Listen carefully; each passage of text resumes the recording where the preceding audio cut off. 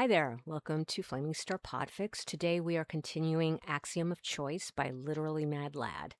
Please note that this next chapter contains mature content. This is chapter 5.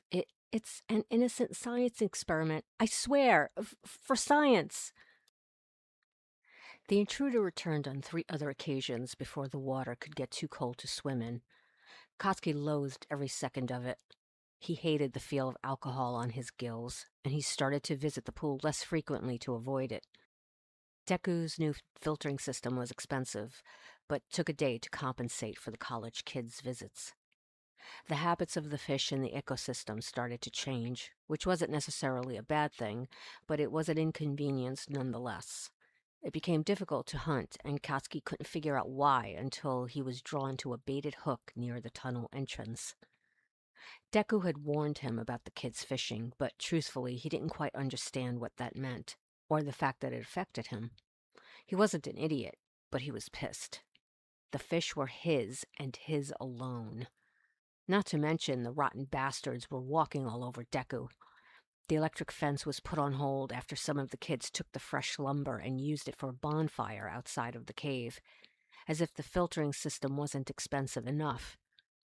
Katsuki glowered at the hook from the shadows, out of the view from the dock. He backtracked, an irritable click grating at his jaw.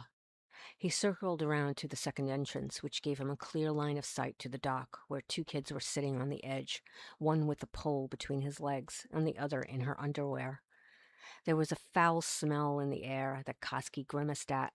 It smelled like the underside of a rotten catfish carcass, and it had Koski's fresh, clean air in a chokehold. The rest of the pool was calm, all except for Koski, who felt like his blood was boiling out through the pores of his skin and oozing between his scales. The sharp fan of fins spikes up the length of his spine. The scent scalded every surface of his skin that was exposed to it before he dipped back under. The sensation didn't leave. The past year had been the single best stint of Koski's life, and he loathed to have it smudged by some idiot kids who didn't even belong there. Deku didn't want them. They pushed the assistant even further away than she already was, and Kotsky certainly didn't want them. If this was his territory, then he damn well better defend it. He reconsidered that statement immediately. It had been his territory at one point, and he defended it, and he was damn good at it too. But Deku was a persistent bastard, and though he never won in combat, he was the one maintaining the territory. He was the one providing Kotsky's meals. He was the one who strolled into Kotsky's den like he owned it. If Deku wanted to get rid of them, he could have done it himself, Kotsky thought. But he had fought Deku before. The nerve couldn't land a solid hit, even if he tried. Kotsky knew Deku's stance on the intruders, though, and if given the chance, Kotsky figured Deku wouldn't mind if they weren't around anymore. Kotsky returned to the hook, which had sunk far down in the shade. Though his eyesight was foggy, he caught a glimpse of sunlight on the clear cord it was attached to.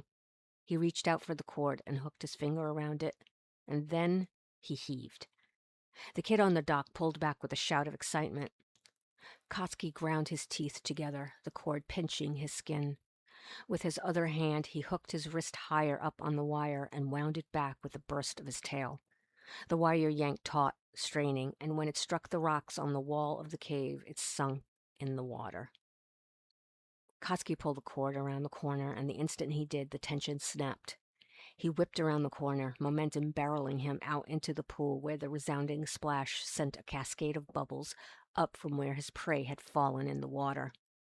Kotsky broke through the wall of bubbles in an instant. The split second of clarity his prey had surfaced, a scream, squinted eyes widening in horror just before Kotsky's open maw clamped down on the kid's fleshy shoulder. His teeth pierced into solid, dense muscle. Tuna couldn't compare to the pop of warm liquid that dissolved on his tongue. It was hot and thick, and it painted the walls of his esophagus the instant he ripped his head back and took a chunk of flesh with him. Whatever fight his prey put up faded quickly. The panicked kicks did little to push him away from Kotsky, whose fins had sliced through the meat of the kid's legs, sending ribbons of red up to Kotsky's still burning olfactories. The flavor, though, was rich with iron. It was metallic and seemed to soak into every parched fiber of his tongue. As if vengeance didn't taste great enough, he needed more. He dove into the kid's back, which had twisted to get away, his stomach facing the ground as he sunk under. He clawed at the surface with one hand, the other arm dangling by a thread of tendons and bone. The single puncture of the kid's stomach gave way to a solid, audible crunch as his jaw and teeth demolished the kid's vertebrae. When Katsuki's head surfaced from the gore, he was made aware of the girl's voice screaming at the door of the cave. The kid had gone limp against him, and before he could go cold, Katsuki started to polish off his kill. It began to grow dark around the time Katsuki had grown full. The remains of the carcass were carted off to an undisclosed location, except for the best part of the meal, which he left on the dock for Deku. Katsuki took to circling the pool, which helped disperse some of the less desirable substances from the water. His attempt to leave the water was met with rocks being thrown in his direction, which he didn't particularly care for. The chances of going fully blind were higher out there, considering his speed and agility would be compromised. He could do it, though. He hadn't practiced crossing the ground in a while, since the assistant had warned against it. Odds were he would wreck his vestigial fins in the process, and he didn't like the idea of that. The moon was bright that night, so Katsuki could see her huddled against the door. She had stopped sobbing an hour ago and had grown deathly quiet. Like Katsuki didn't have the best ears known to mankind, he could all but hear her bated breath shuddering out after each calculated inhale. He flicked his tail irritably on the surface. His clicks had grown grated like metal dragging against the rock, or like tires against the gravel far away from the cave. He was the first to hear Deku's car door slam shut. When Deku's footsteps approached the door, Katsuki reared up against the dock, his hands braced on the wood as the girl leaped to her feet. The instant the door was unlocked, she wrenched it open and dove past Deku. She tripped with a shriek as Deku cried, Hey, what's wrong? There's Monoma, she stammered, pointing back at the pool. She took several steps back, out of view from where Katsuki leaned against the dock. Deku took one look at him, and the head on the dock. One look was all it took. We need to call the police, she screamed, voice wrenching into a sob. Deku was stock still. His hands were still on the door, his eyes drifting along whatever train of thought pulled him back from the door and out into the grass. He shut the door as he said, I have my phone and a rifle in my car. We can take care of it while the police are on the way. Katsuki's fingers dug into the gaps between the wooden planks. The girl was sobbing the entire way back to the gravel road. Katsuki sunk lower, out of sight from the dock. The sour taste in the air settled in his stomach. Guilt. He had done something wrong, hadn't he? Deku had told him to stay away from the kids, and he had listened for so long. Maybe Deku didn't want him to take care of the issue. Something cracked. It was deafening, and as it echoed, it shook into a low ring in Katsuki's sensitive ears. He dropped into the water. The sound made him feel like a sheet of metal being struck. Katsuki slid under the dock, coiling his tail close so he was contained in the dark shadows and weeds. It took several long, silent minutes before the door to the cave opened again. When it did, Deku's labored breaths trudged down the stairs. His boots were heavy. When Deku came within range of the pool, something solid crumpled to the rocks and slapped to the ground. Through the floorboards, Katsuki gathered the silhouetted shape of Deku crossing the cave to rest the metal barrel of a rifle against the rocks. Deku sniffed, exhaustion weighing his breath down. When he recovered, he trudged over to the dock.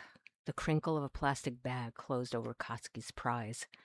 The plank over Katsuki's head creaked. All Katsuki could hear with the crickets outside fade into absolute silence. The breeze vanished. Kachan? Deku said. Katsuki swallowed against the urge to flee. He had done something wrong. He had done everything wrong. As much as he didn't want to believe it, he should have just taken Deku for his word. Deku set the plastic bag down and came to the edge of the dock. He knelt down and a moment later dipped his head down to peer underneath the platform. Between the beams, Koski could see the black shadow of Deku's head intercepting his view of the cave overhang. "It's okay, Kachan," Deku whispered, voice wavering. He reached a hand down, his arms stretching out underneath the planks. His fingers hovered a breath away from where Koski had pushed himself against the rocks. "Did he hurt you?" Deku asked. The worst Koski had from the fight was a bent pelvis fin from the kid's kneecap. The worst of the pain from that was gone. He shook his head. "Come out and tell me what happened?" Deku asked. Koski hesitated for a moment until Deku sighed and sat back on his heels. The patter of his heart surged. Could this be the last time he ever saw Deku? What were the odds that Deku would leave him? How long could Koski survive without Deku? Deku plucked at the laces on his boots until they untied. After shucking off his socks and rolling up the hems on his pants, his feet appeared on the rocky ledge beside the dock. Deku climbed down and into the water, just deep enough for his ankles to submerge, before sitting down on the ledge. The reassurance that Deku would stay there led Koski out of the shadows. He approached tentatively, encouraged by the disgustingly soft look on Deku's face. Deku's shoulders were slack, tired, and his expression was all but gaunt with exhaustion. Koski slipped between Deku's legs before Deku could relax his elbows on his knees. Deku folded a hand against the back of Koski's neck, just above the ribbed edge of Koski's spinal fin, which had flattened in the wake of Deku's disappointment. "You weren't hurt?" Deku asked. Koski shook his head. Deku's fingers were hot against his skin. "Then why did you kill him?" "He was taking my food," Koski sighed. "I saw the hook and pulled him in the water with it." "Well, for future reference, you shouldn't mess with fishing hooks," Deku said. "Where did you put the rest of the body?" Koski shook his head, which prompted Deku to frown. "What did you do with it?" he said. Koski folded the tips of his fingers against his lips. Deku came back the next day to haul away the remains of their prey. When he returned, he was sweaty, dirty, and equipped with a bucket of cleaning supplies and a wheelbarrow of fresh river water. He took a saw to the dock boards where Koski had put the best part of his prize, and Deku explained that it was because wood was porous, so he needed to burn it. "What do pores have to do with anything?" Koski asked. "They trap things inside of it," he explained. "Blood, for example." "Who cares? If someone comes around asking about these two, they won't be able to find them," Deku said. "And you really hid the rest of his body, right?"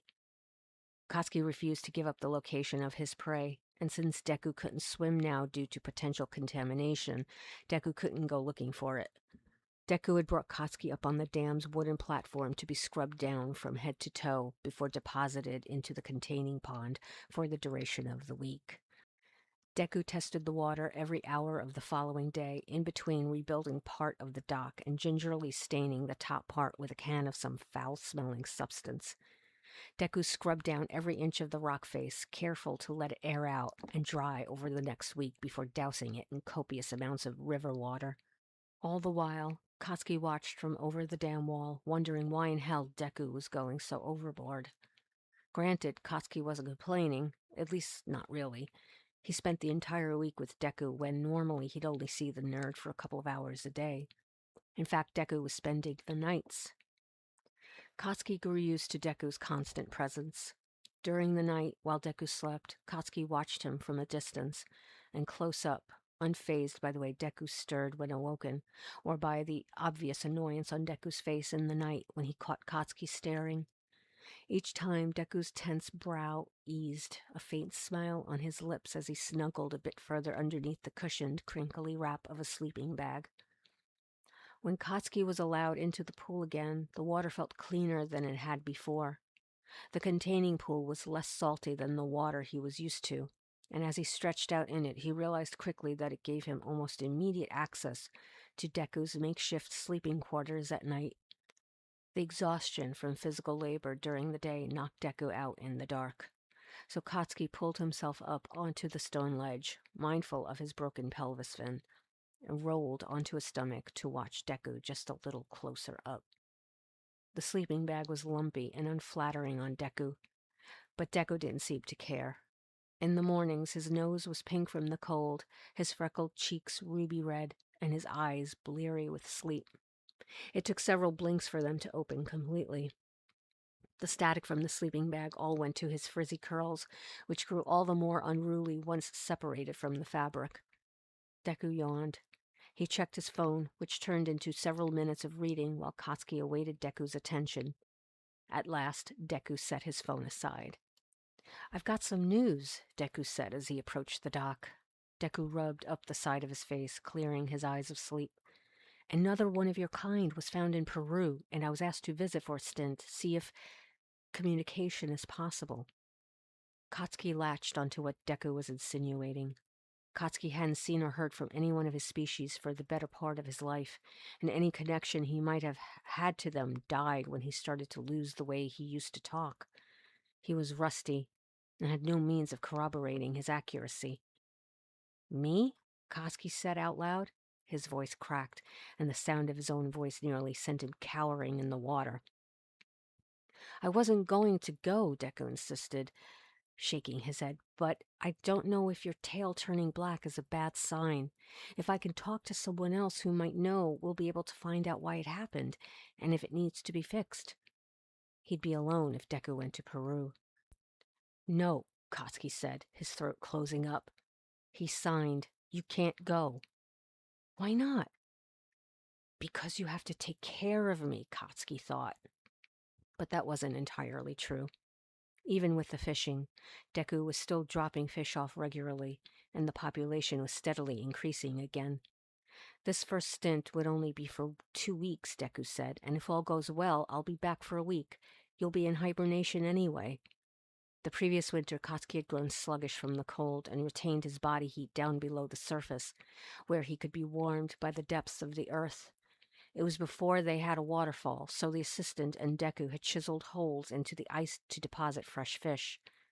Katsuki didn't eat as much those months, especially since his diet had increased to an all-time high prior to the cold weather. "If I can, I'll try to get Momo to visit," Deku said. "Please, Kachan, I'm worried. And when I'm gone, the police might stop by, and it will be best if I'm not here. I have an alibi already in place." Katsuki fell quiet. The idiot already made up his mind, and based on how every other decision Deku made, he wasn't likely to cave just because Katsuki chose to riot.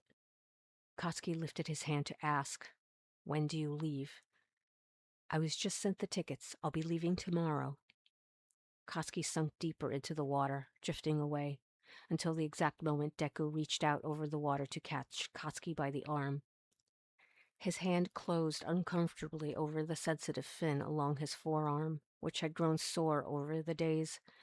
He used to be able to flare them out, but now he had passed over the events of a week ago to track the exact moment his prey had injured his forearms too, but he couldn't identify it. An involuntary hiss escaped. He reeled back, sharp ears flattened against his hair. For a quarter of a second, Deku's grip jolted, as if to leave, but just as quickly it faded. The resolve charged back in to pull Katsuki closer.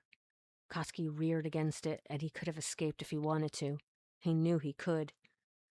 "Please don't be mad at me," Deku said over the sudden volume of Katsuki snarling at the back of his throat. "I'll be back, I promise."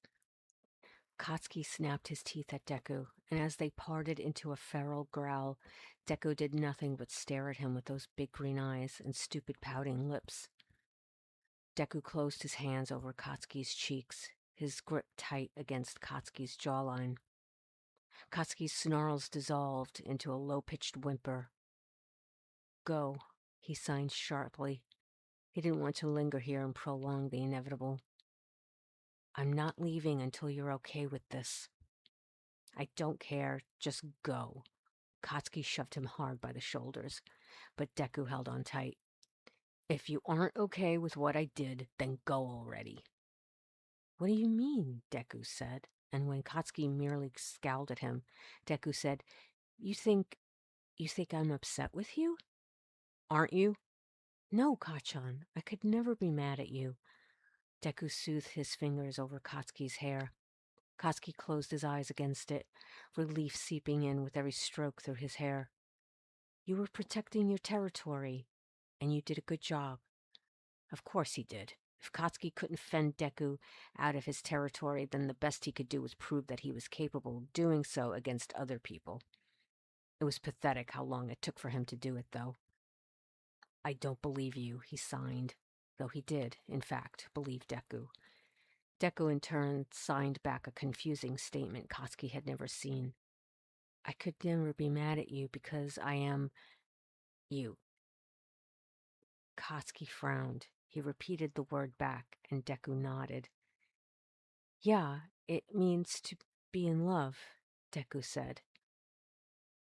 It was structured differently from how Katsuki was most familiar with the term love. The assistant had offhandedly closed two S fists across her chest in regards to Deku, like a hug. But Deku's love was different. It was tapped against his palm, and Katsuki had to assume it implied something else. Katsuki crossed his arms over his chest, fists pressed above his pecs. Deku nodded. That works too, but this one is a bit different. How? Katsuki said out loud. He hated when there were multiple signs for a single goddamn word. Just make up your mind already, he thought. If I love you this way, Deku started, tapping his palm before he reached out for Katsuki's cheek. Then, is it okay if I demonstrate what that means? I'm going to touch my lips to yours.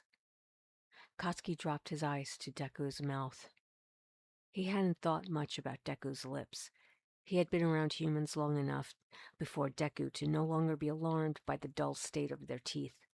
Lips, however, weren't all that appealing to him. He saw how hooks mangled them on salmon off the coast of Alaska. Deku brought Katsuki's fingers up to graze over Deku's mouth. He hadn't touched Deku's face there before, or if he had, it had been by accident during their bouts of play fighting. The texture of Deku's skin was smudged over into smooth, pinkish skin there, and when Katsuki pinched his fingers over Deku's bottom lip, they tugged apart. The skin tightened when Deku smiled. Lips are intimate, so no one but you can touch my lips, Deku said, and punctuated the assertion with a finger over Katsuki's bottom lip. Katsuki jolted as if shocked, but soon melted into Deku's careful, methodic touch. Same goes for you, Deku said. Only you, Katsuki confirmed, his voice like gravel at the back of his throat. It left a sting that he was willing to endure so he wouldn't have to pull his hand away from Deku's mouth. Yeah, Deku whispered, leaning off the ledge just a fraction more. Katsuki blinked, completely still against Deku's fingers. Deku dragged his thumb off of Katsuki's bottom lip. Katsuki's hand dropped as Deku drew near, close enough for Katsuki to feel Deku's warm human breath against his mouth.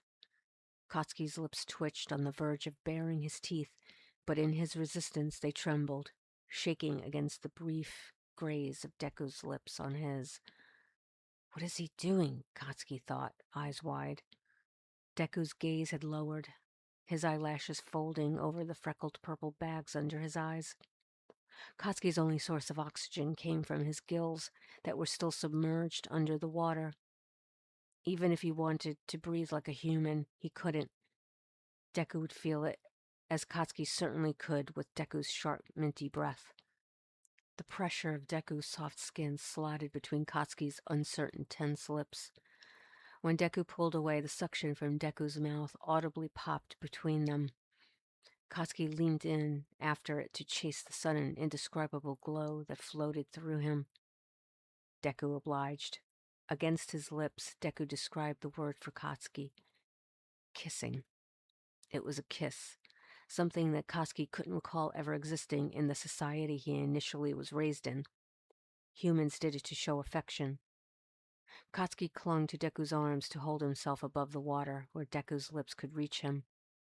The only thing separating them was the occasional breath Deku needed in order to continue the slow, languid push and pull of his mouth against Katsuki's.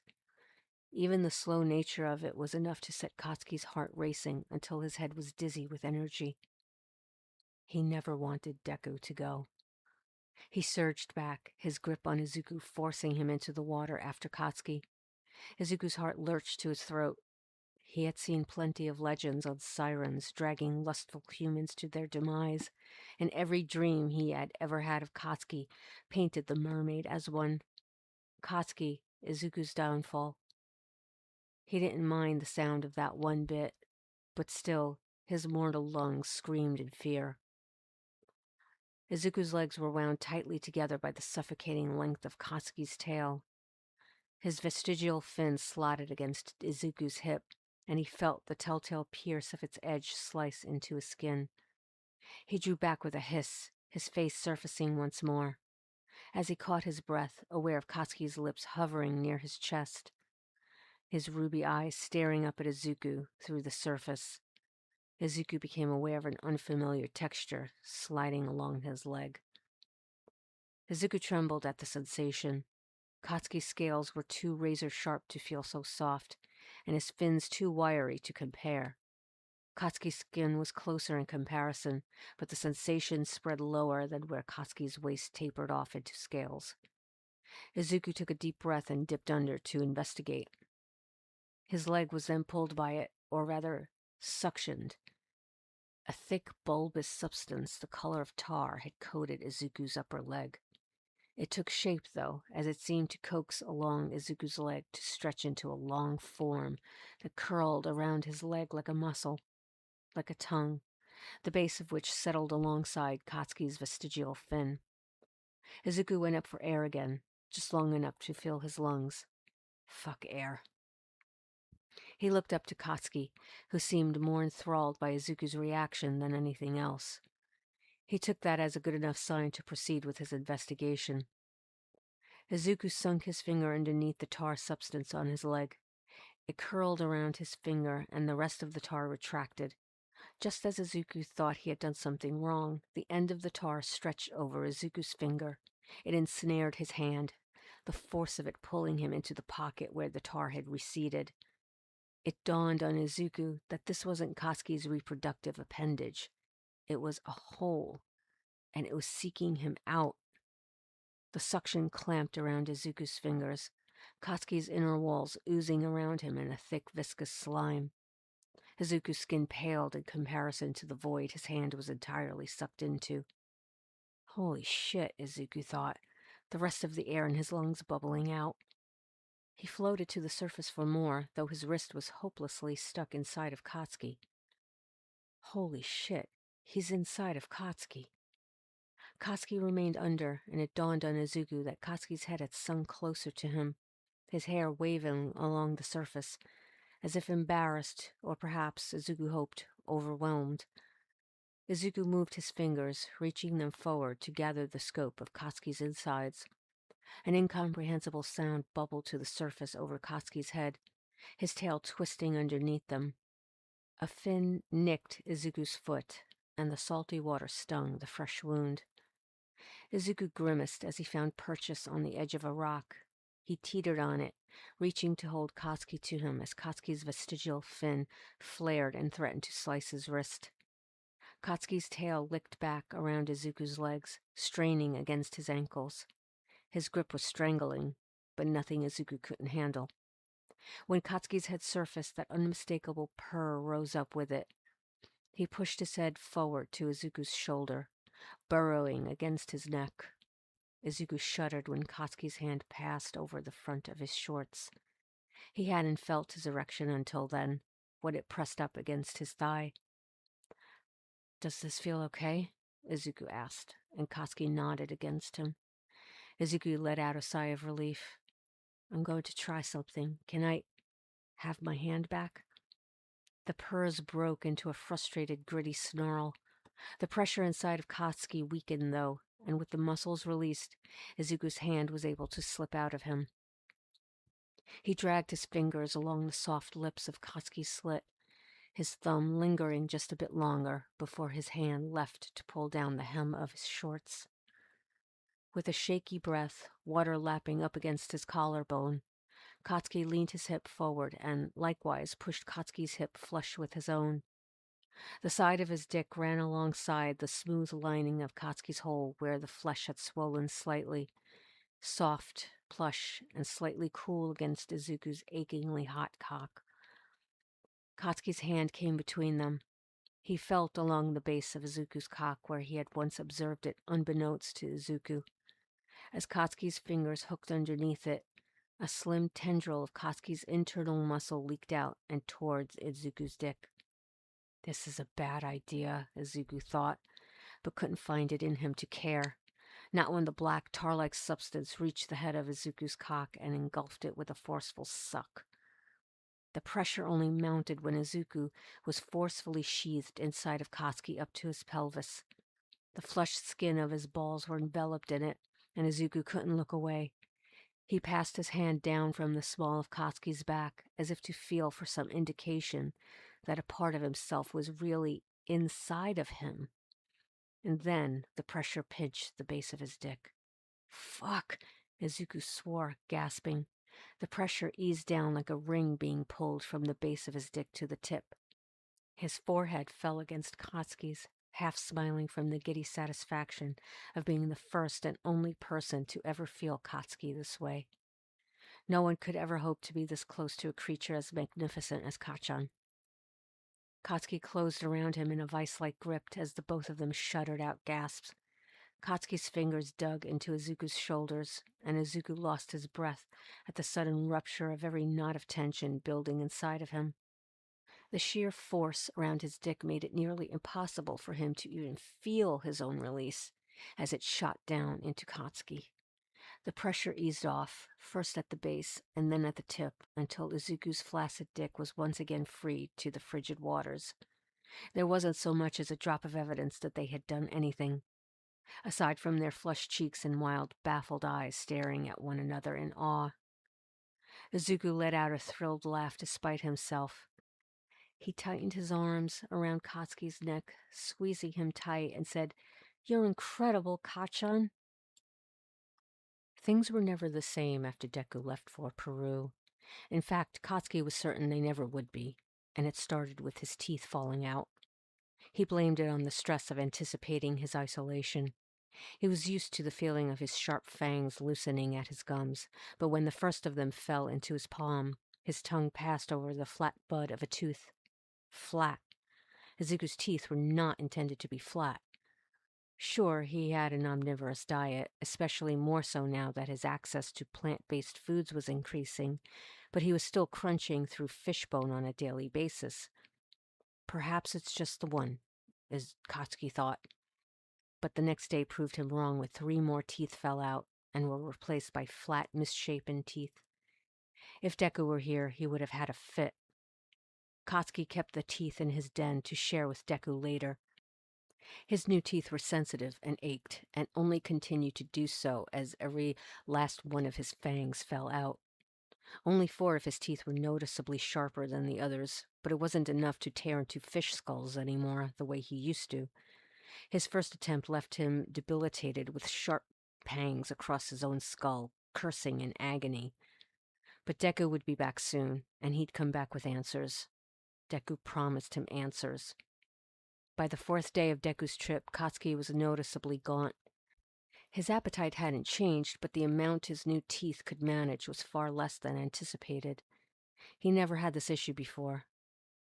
Usually, a new set of teeth were ready to chomp with straight out of the gate, but something was wrong with these. He stuck to eating plants, which were most prevalent in the main pool.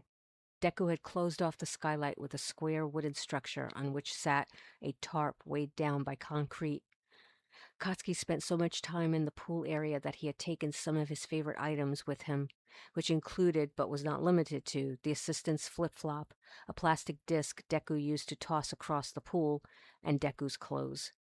He used the clothes to pad his makeshift den at the very bottom of the pool, where he could coil up in the crevice like a snake. Katsuki's days blurred together in between new developments. There was a lump growing a quarter down the length of his tail, and the pains he had could really only be attributed to the fight he had weeks ago. But that was weeks ago. These pains went deeper than bruises. His tail would often cramp in uncomfortable positions in the middle of the day when he would try to sleep. The worst was when the cramps twisted his tail into awkward positions, rendering him useless in the water.